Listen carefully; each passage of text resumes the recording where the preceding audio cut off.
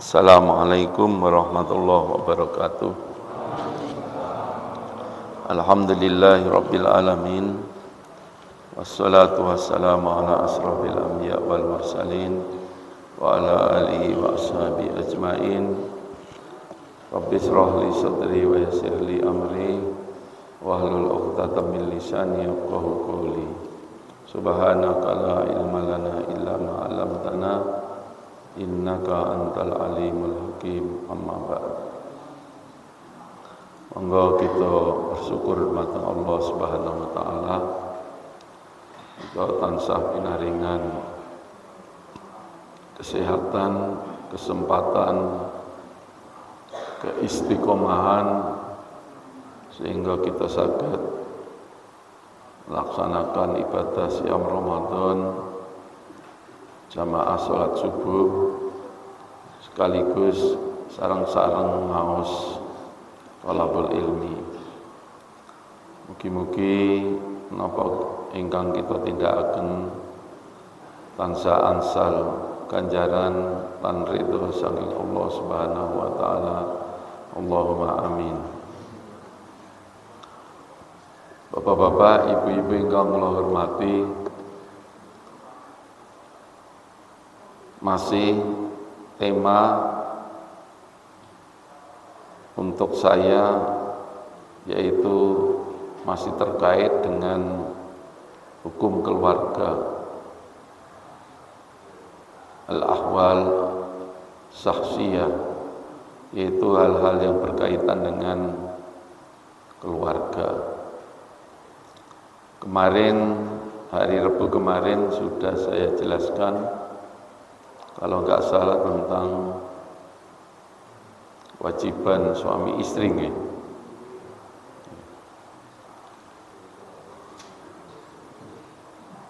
Pada pagi hari ini saya akan menerangkan tentang yang sudah dijalankan oleh masyarakat atau yang mungkin terjadi di masyarakat. Itu sebenarnya atau hukumnya seperti apa? Pertama, di dalam hukum keluarga, khususnya dalam fikih munakahat atau tentang hukum perkawinan, ada konsep namanya khitbah. Khitbah, bukan khutbah tapi khitbah bi kasratil kha. Yang ajaran khitbah ini, konsep khitbah ini kemudian dilestarikan di masyarakat Indonesia yang disebut dengan lamaran atau tunangan. Enten mriki nggih, lamaran atau tunangan saderenge nikah.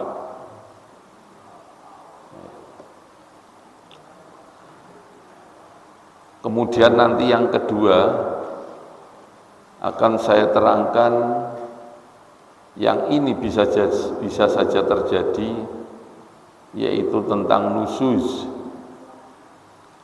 Nusuz itu kalau untuk istri, yaitu kedurhakaan atau ketidaktaatan atau ketidakpatuhan seorang istri terhadap suami. Sedangkan nusuz bagi suami itu adalah seorang suami yang tidak menjalankan kewajibannya atau membiarkan istrinya. Kemudian nanti yang ketiga ada di dalam hukum keluarga, itu namanya shikok. Shikok itu adalah percekcokan atau ketidakharmonisan antara suami dan istri. Hal-hal semacam itu yang tadi saya katakan kemungkinan terjadi dalam perjalanan keluarga. Karena itu bagaimana Islam atau Al-Quran memberikan tuntunan. Ini juga penting kita ketahui. Pertama tadi yaitu tentang khitbah. Khitbah ini sebenarnya disyariatkan di dalam Islam adalah karena terkait dengan tradisi atau kondisi kehidupan bangsa Arab, di mana orang perempuan di sana itu tertutup wajahnya pakai cadar.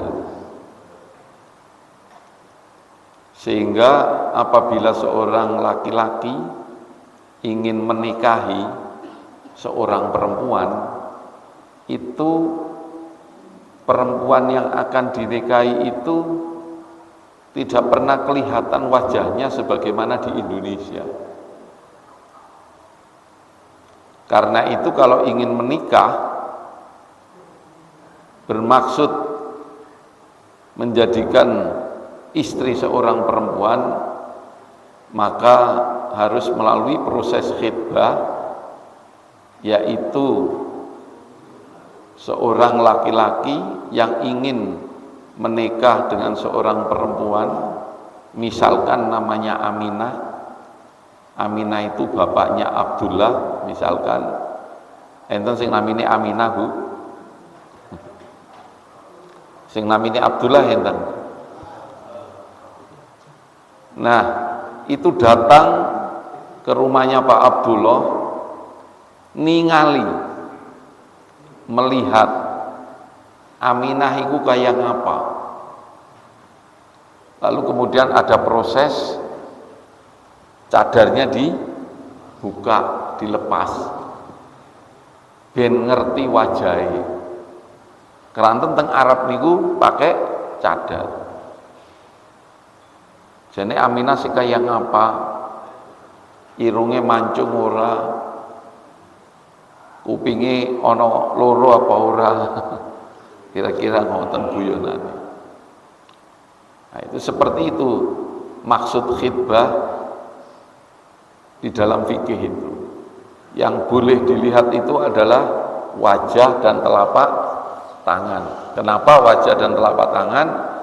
Karena memang aurat perempuan yang boleh dilihat, boleh terbuka, itu adalah wajah dan telapak tangan, sebagaimana aurat panjenengan ketika sholat. Sholat itu kan auratnya yang terbuka hanya wajah dan telapak tangan. Nah, ajaran Islam, ajaran hukum keluarga kaitannya dengan khitbah ini yang kemudian dijalankan oleh masyarakat Indonesia, mengalami perkembangan dan perubahan sesuai tradisi di Indonesia. Jadi yang tadinya khitbah itu dimaksudkan untuk mengetahui wajah, tapi sekarang di Indonesia sudah berkembang tidak hanya untuk itu. Bahkan sekarang di Indonesia itu janjane lamaran niku mboten perlu. Kenging napa mboten perlu? Keranten pun ngertos. Dan lamaran aslinya niku iku njaluk entuk apa ora. Tapi teng Indonesia lamaran niku kan mboten njaluk, mbok. Keranten pun semayanan. Mesti oleh krono pun janjane wis sepakat, cuman diacarakan khitbah. Nah sakniki khitbah teng Indonesia niku berkembang. Pertama dari sisi gawan, mbok ajengi lamaran nggawa jajan, nggih, napa malih, bawa pakaian, terus nggawa cincin, akhirnya biayanya akeh. Saniki malah lamaran niku mboten cukup teng ruang tamu ngobrol njaluk, tapi sakniki lamaran niku pun diwenehi panggenan kaya manten niku. Foto-fotoan, selfie macam-macam. Nah, ini asalnya khitbah itu sebenarnya untuk mengetahui terhadap seorang perempuan, karena di sana tertutup, tapi di Indonesia sudah menjadi bagian dari tradisi. Nah, yang ingin saya sampaikan adalah yang penting nih, seorang perempuan kalau sudah dilamar oleh seorang laki-laki, lalu kemudian perempuan atau keluarga perempuan itu wis nerima lamarane, maka hubungan antara laki-laki dan perempuan yang dilamar itu masih tetap seperti orang lain. Nggih, dereng napa-napani. Niki yang perlu saya tegaskan. Kenging napa kula menyampaikan niki, banyak terjadi di masyarakat. Lek wis anake wis dilamar, apa maning wis ditentukan hari pernikahan, misalnya mengko barbada, wingi saderenge puasa wis lamaran, niku seakan-akan wis kaya setengah bojone. Orang tua biasanya wis lepas, lek ditakoni,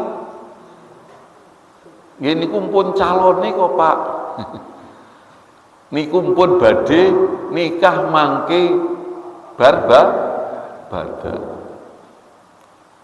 Rumangsane lek wis dilamar, wis ditentukan dina nikahe, bulan nikahe, kaya-kaya iku wis halal, kaya-kaya iku wis setengah suami istri. Belum, masih tetap orang lain.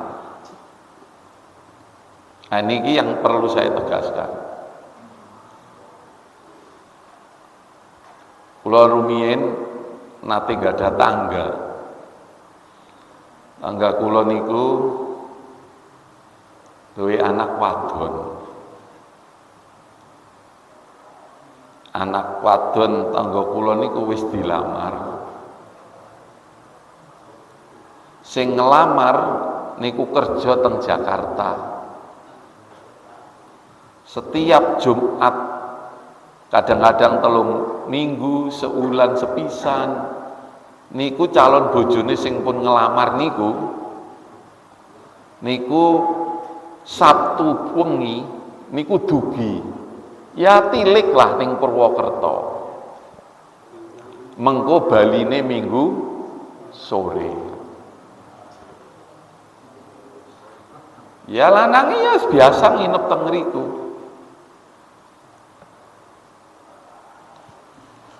Menawi tiyang sepuhe ditangleti, oh nggih niku calon nih, benjing kantun kali ulan nikah, kantun 3 bulan nikah. Jadi seakan-akan wis calon bojone iki ora apa-apa. Akhire nopo? Ya sadurunge akad nikah wis ya. wis meteng sih. Orang tua ya tenang, wong ku dibojo iki. Lah niku lain tuh. Nggih. Ini yang di masyarakat biasa terjadi. Jadi laki-laki dan perempuan itu menjadi berbeda hukumnya, niku garisnya adalah ijab qabul. Kalau sudah angkah tuka wa zawwajtuka, terus qabil tu nikahaha wa tazwijaha bil mahril madkur, setelah akad itulah baru berubah menjadi status sing wadon dadi istri, sing lanang dadi suami. Mulai saat itulah sudah bebas sakarpe mau ngapa. Nah, tapi kalau belum akad, belum. Hanya saja kalau seorang perempuan sudah dilamar oleh seorang laki-laki dan sudah menerima lamarannya, maka perempuan itu, keluarga perempuan itu tidak boleh menerima lamaran laki-laki lain. Jadi lek putra panjenengan pun dilamar tiang, mengko ana wong lanang kok teko luwih apik saka sing wis nglamar. Nah, wis aja kandha-kandha, ayo cepet nikah. Sing ngelamar sing disit ora usah dikabari. Nah, itu enggak baik. Atau ya, perempuan yang sudah dilamar oleh seorang laki-laki, maka seorang laki-laki lain tidak boleh melamar atau nabrak perempuan yang sudah dilamar oleh orang lain. Makanya tidak benar ada ada kata-kata sebelum janur melengkung milik umum. Nah, itu enggak. Tapi kalau sudah dilamar itu enggak boleh ditabrak atau menerima lamaran orang lain. Ini kaitannya dengan khitbah. Jadi khitbah yang sudah menjadi tradisi di masyarakat kita itu asalnya memang dari ajaran Islam. Lamaran itu, tunangan itu dari ajaran Islam yang disebut khitbah. Maka jangan salah mengartikan seakan-akan lek wis di khitbah, dilamar, wis dadi calon bojone, kaya-kaya iku wis setengah bojone. Nah, niku mboten angsal. Itu pertama. Yang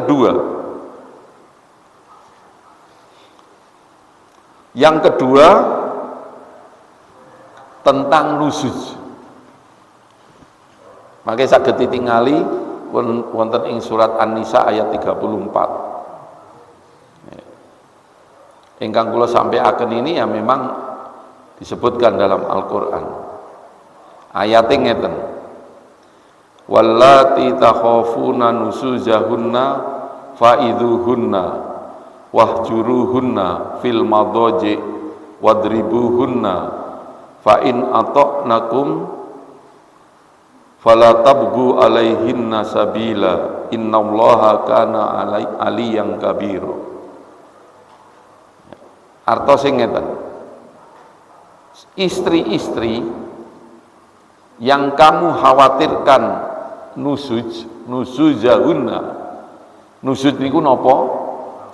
Yaitu nusuz itu seorang istri yang tidak taat kepada suami, karepe dhewek ora kena diatur, maka bagaimana Islam memberikan tuntunan? Fa'idhuhunna. Pertama harus dinasihati. Ini untuk bapak-bapak, mas-mas Jadi kalau melihat istrinya mungkin jengkel ke ora bener, tidak boleh langsung ngomong saenake dhewek, kowe tak pegat lho engko. Jadi kata-kata pegat, talak itu tidak boleh emosi, tidak boleh untuk ancaman, untuk dolanan. Sidik-sidik ning wong wadon pegat. Niki kata lho teng masyarakat.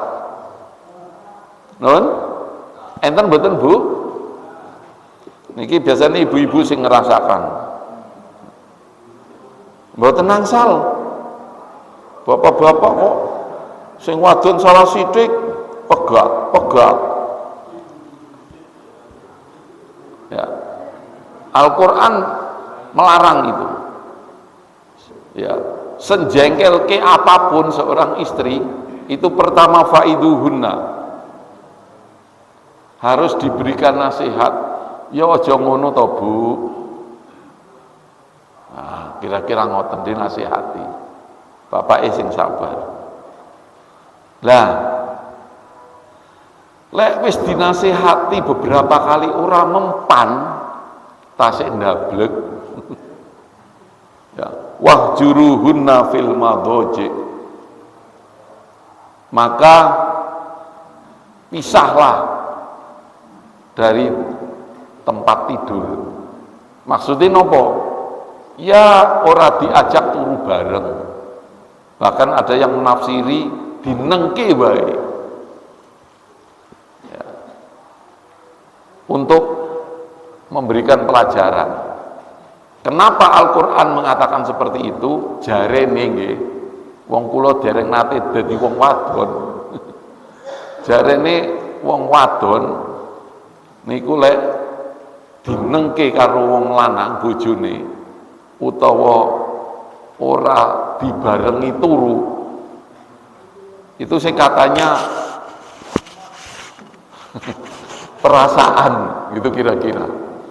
Nah itu Al-Qur'an cara memberikan pelajaran seperti itu. Nih, jadi intinya jangan main pegat.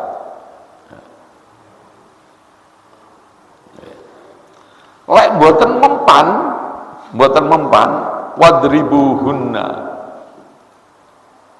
yaitu disuruh memberikan pelajaran, ya bahasa umumnya niku rodok dikerasi sitik lah. Lek teng Al-Qur'an se kata-katane wadribuhunna itu ya rodok mboten dipendung.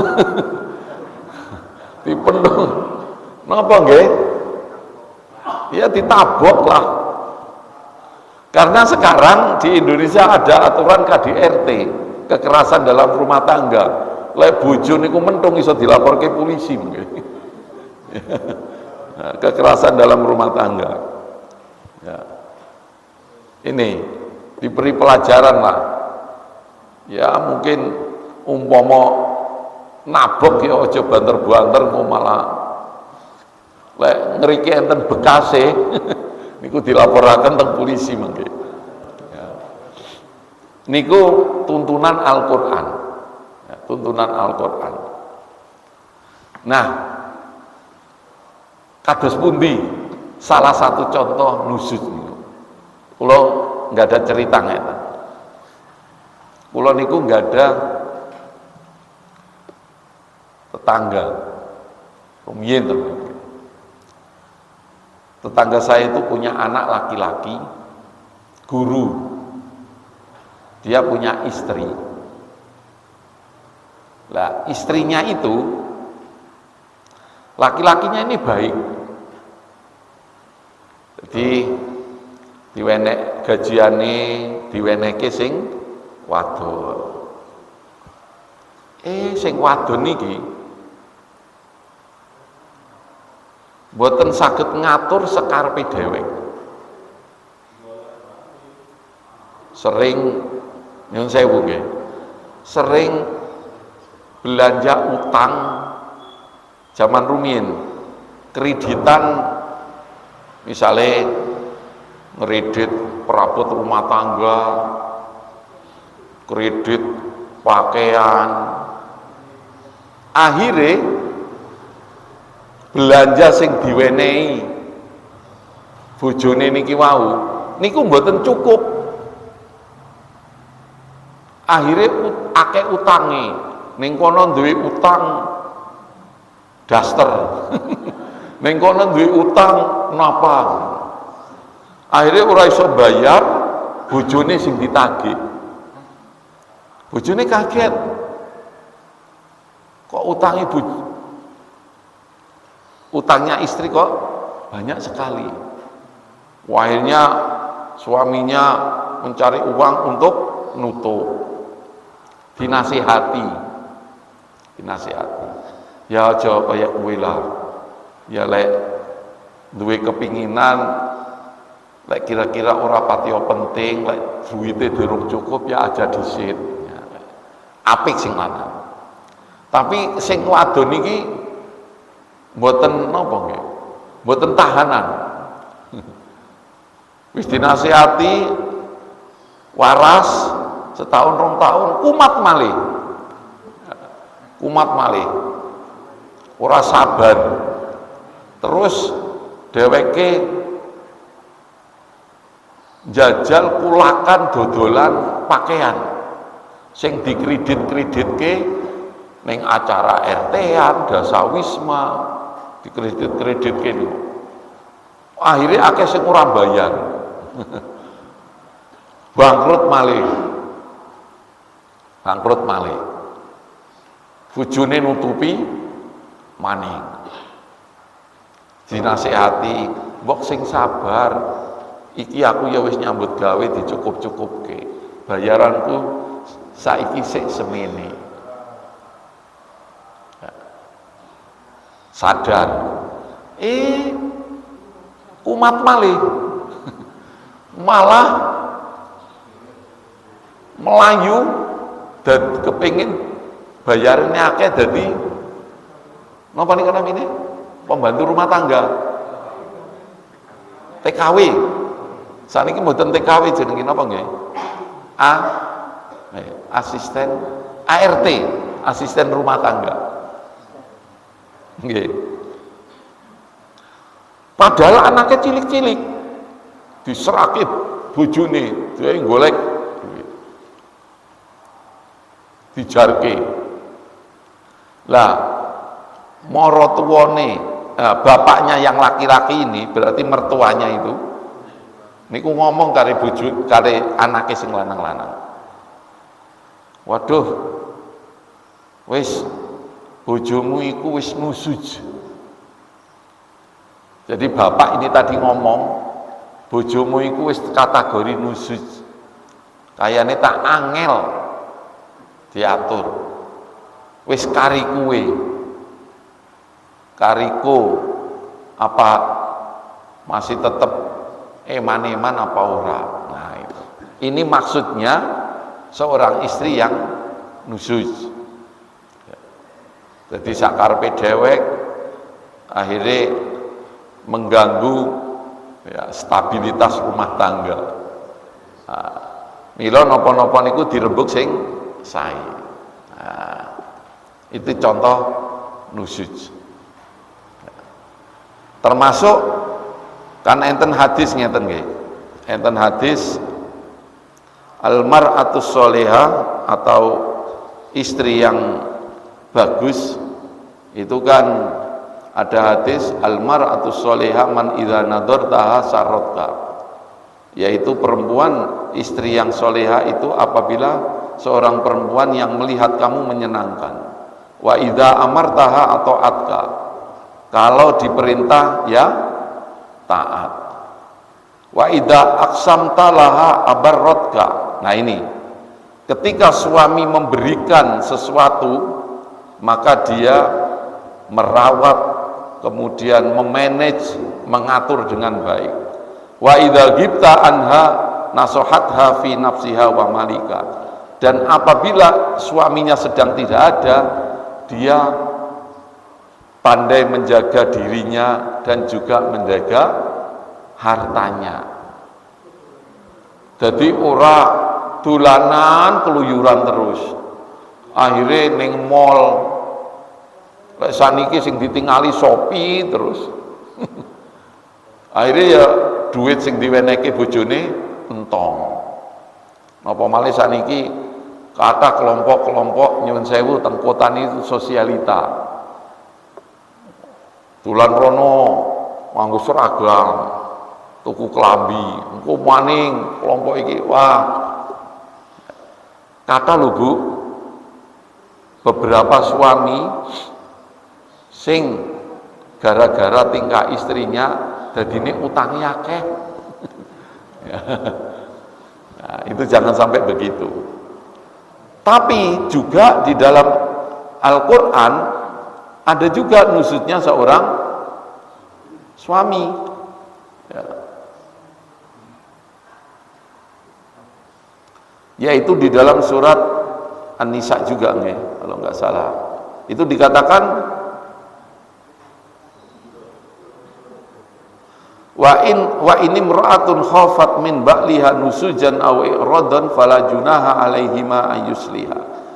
Jadi ayat ini kalau di dalam buku-buku fikih munakahat, ayat ini dijadikan sebagai dasar suami juga bisa nusuz. Meskipun di dalam kitab fikih nusuz itu biasanya untuk istri, tapi suami juga bisa nusud, yaitu suami yang tidak menunaikan kewajibannya. Lah bagaimana kalau suami yang tidak menunaikan kewajibannya, kalau dia sudah tidak bisa istilahnya sudah wis diomongi bojone wis, nggih, tapi tetap dia terlantarkan, maka ada hak seorang istri yang disebut hulu. Apa itu hulu? Yaitu dia boleh mengajukan gugat cerai kalau memang suami tidak menafkahi atau tidak menunaikan kewajibannya. Itu namanya nusuz. Yang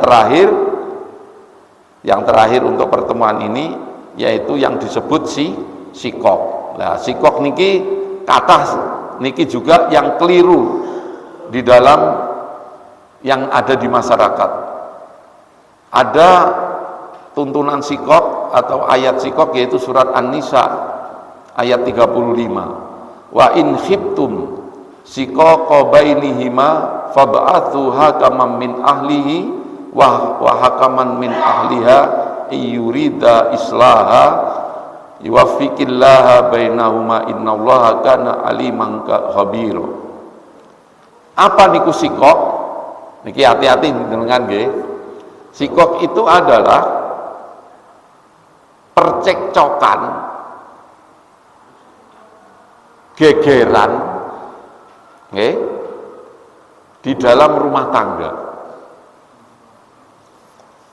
antara suami istri. Kalau ada anak panjenengan sudah berumah tangga, lalu terjadi sikok, jangan sampai orang tua ngomong ngeten. Ngapa sih kowe gegeran tok? Wis kono bah, wis kono lah, pegatono bae. Kowe sik enom iki, masa iya ora payu. Sing duwe anak lanang, bapake ngomong ngeten, bapak ibune, bojomu iku angel diatur, mangkane kuwi gegeran terus, wis pegaten bae, golek maning. Nah, itu tidak boleh, tidak boleh. Jadi kalau ada suami istri cekcok terus, maka suami istri ini juga tidak boleh keputusannya langsung cerai. Tapi di sini dikatakan fab'athu hakaman min ahlihi wa hakaman min ahliha. Justru orang tua dari pihak laki-laki dan orang tua dari pihak perempuan itu harus berusaha ngedemi. Nggih. Syukur lek berunding antara besan. Iki piye to? Dos pundi niki Pak nggih kok anake geger kerjane sing enten napa? Dicari permasalahannya. Jangan sampai kemudian hanya gegeran baru sekali belum diketahui sebabnya, keputusannya langsung pegatan. Tidak bagus. Wonten ing hadis abghadul halal indallah at-thalaq. Perbuatan benci, perbuatan halal yang dibenci oleh Allah itu adalah pegatan. Senajan pegatan iku angsal, tapi boten kenging dienggo dolanan. Salah sidik pegatan. Nah, niku mboten asal. Harus dicari jalan keluar, bahkan bisa jadi keluarga dari suami dan dari istri itu ikut campur untuk mendamaikan. Nah, ini yang sering terjadi di masyarakat, kadang-kadang malah orang tua ngompori, bahkan menyuruh untuk pegatan. Tidak baik, tidak boleh. Nah, ini yang ingin saya sampaikan kaitannya hukum-hukum keluarga seperti ini, panjenengan kedah ngertos. Jangan sampai saenake dewek. Ada aturannya. Kalau istri tidak benar, bagaimana suami harus sabar menasihati.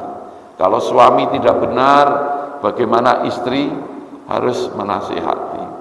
Kalau terjadi gegeran, bagaimana caranya mendamaikan. Seperti itu. Inilah bapak-bapak antara lain tentang hukum keluarga yang mungkin ya, bapak-bapak, ibu-ibu agak asing terhadap istilah-istilah tadi. Ada khitbah, ada nusuz, ada sikok. Nusuz dan sikok itu disebutkan langsung di dalam Al-Quran. Ya, dengan demikian kita nanti dalam rumah tangga ini semakin ngerti, sehingga semakin hati-hati, ora karpe dewek. Itu yang bisa saya sampaikan. Masih ada 10 menit untuk tanya jawab menawi enten. Ibu-ibu enten Bu? Tanglet Bu? Nah, ngomong bojo kula ngeten Pak. Monggo, nggih. Oh, nggih.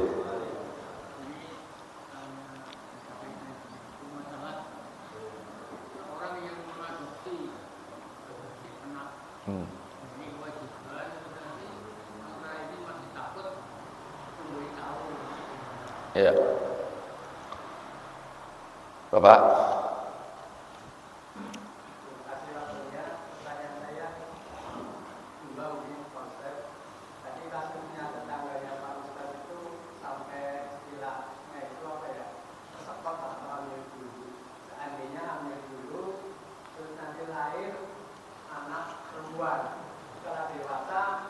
Walinya siapa? Siapa? Itu yang pertama. Yang kedua dengan nusus dosa apa yang akan diterima oleh suami apabila istrinya itu Nggih. Saya nerangkan kali berdiri. Ben mboten kaku. Pertama, apabila ada seorang hamil, ngadopsi. Ini sebenarnya nanti mau saya terangkan di belakang ketika menerangkan tentang wali nikah.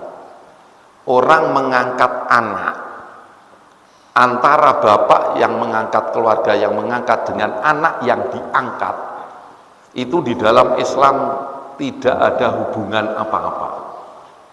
Meskipun sudah disahkan di pengadilan, sudah resmi ada sertifikat atau akte, maka di dalam Islam status anak angkat dengan keluarga yang mengangkat, bapak ibu yang mengangkat itu statusnya orang lain.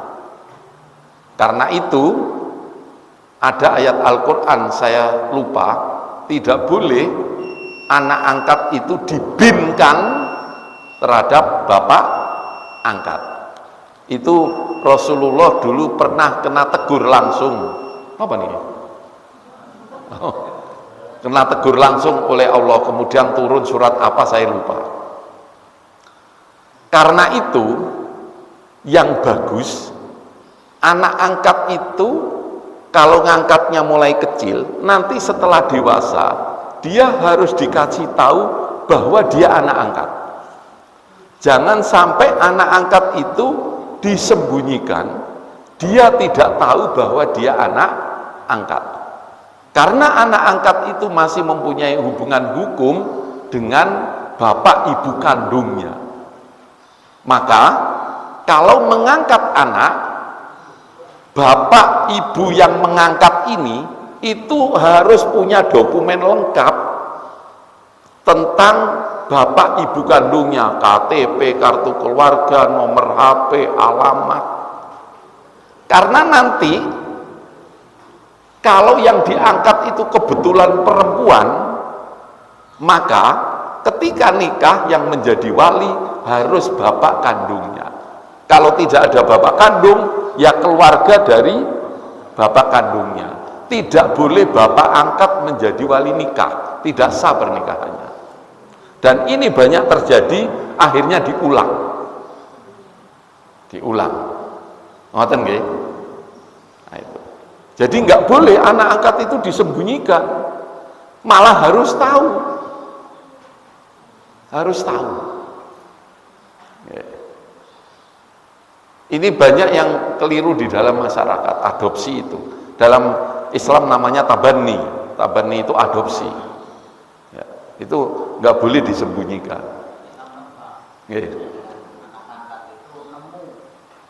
Nah, kalau anak angkat niku nemu ning panti asuhannya orang ngerti bapak ibune, karena nemu ning pinggir kalen, utawa ning kali kaya Nabi Musa. Nah, itu nanti kalau mau nikah, kalau kebetulan perempuan, maka yang jadi wali hakim. Wali hakim. Wali hakim itu bukan hakim. Nah, niki hanya istilah. Jadi jangan membayangkan wali hakim itu mboten hakim teng pengadilan, mboten. Wali hakim itu adalah seseorang yang diangkat, di SK-kan oleh pemerintah, oleh negara. Siapa di Indonesia? Yaitu kepala KUA.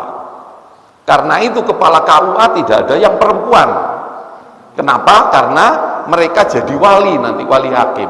Syaratnya wali itu harus laki-laki. Paham ya? Yang kedua, bagaimana nanti anak itu lahir?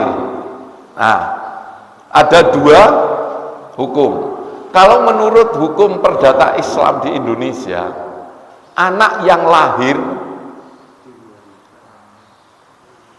pada waktu dia lahir, bapak ibune niku empun nikah, senajan lahirin niku anak niku mau digawe diproduksi sadurunge akad nikah, maka dia lahir, bapak ibunya sudah melakukan pernikahan, senajan digawe sadurunge nikah. Itu kalau menurut hukum perdata Islam di Indonesia, hukum fikih undang-undang perkawinan, maka anak itu tetap anak dari bapak ibu itu. Nanti yang jadi wali tetap bapaknya. Tapi kalau menurut madhab Syafi'i niku ditingali lahirnya semenjak nikah berapa bulan. Nah, niki rada angel iki, perhatikan nggih.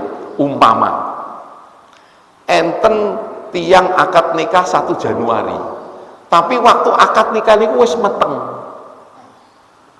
Lalu kemudian sebelum 6 bulan, yaitu bulan Mei atau April lahir. Maka anak yang lahir itu karena kurang dari 6 bulan, menurut mazhab Syafi'i, anak itu tidak bisa dianggap sebagai anak sah dari perkawinan bapak ibu itu. Anak itu hanya dinasabkan kepada ibu. Nanti kalau kebetulan anak itu perempuan, maka yang jadi wali adalah wali hakim. Seperti itu, Pak. Ya. Memang agak rumit. Kepala KUA itu ada dua hal. Ada dua yang berpendapat atau mengikuti. Kepala KUA itu ngeten. Kalau ada orang nikah, anak perempuan nikah, itu biasanya diminta surat nikahi wong tuane karo akte kelahiran bocah niku wae. Bapak ini nikah 1 Januari. Tapi akte kelahiran anak 1 Mei. Oh, berarti dhisit bocah iki sadurunge bapak ibune nikah niku wis meteng. Niku kepala KUA biasanya mboten purun bapaknya jadi wali. Dia tetap minta wali hakim. Tapi ada juga itu kepala KUA yang berpegangan kepada mazhab Syafi'i. Tapi ada juga kepala KUA yang mau orang tuanya itu jadi wali karena mengikuti undang-undang perkawinan di Islam di Indonesia. Kados niku, Pak. Yang kedua, bagaimana dosanya? Waduh, kalau dosanya saya nggak tahu ini gimana itu. Seorang istri yang nusut, begitupun seorang suami yang nusut, kira-kira begitu. Ya, intinya saya dosa dan pahala itu kan ya ukurannya lah Gusti Allah lah. Kira-kira ngata. Oke. Paham niki nggih? Oke. Sampun nggih? Non? Pemberitahuannya yang solusinya gimana? Ya diomongi lah. Pas neng santai. Ya terus ngendi carane lah niku teknis nggih. Mangkane lek menawi panjenengan ngangkat anak niku kira-kira mungkin pun rada bisa diajak ngomong, ya dikandani. Aja nganti disembunyikan lalu sing dadi wali bapak angkat lalu ana sing cerita kowe iku janjane dudu anak kandung. Nanti malah si dia malah stres nanti. Bisa melayu atau malah bisa jadi murung. Nah, itu bahaya. Karena itu lebih baik diberitahu bahwa itu anak angkat. Nggih. Enten malih? Pun nggih. Pas jam 6. Nek kok srengenge pun dhuwur. Mungkin lek enten hal-hal yang terjadi di masyarakat, misalnya mungkin ditang-letaken teng mriki mboten napa-napa. Demikian Bapak-bapak, Ibu-ibu yang saya hormati, mudah-mudahan apa yang saya sampaikan bermanfaat. Saya akhiri, ihdinas siratal mustaqim wal afu minkum wallahul muwaffiq ila aqwamit thoriq wabillahi taufiq wal hidayah. Assalamualaikum warahmatullahi wabarakatuh.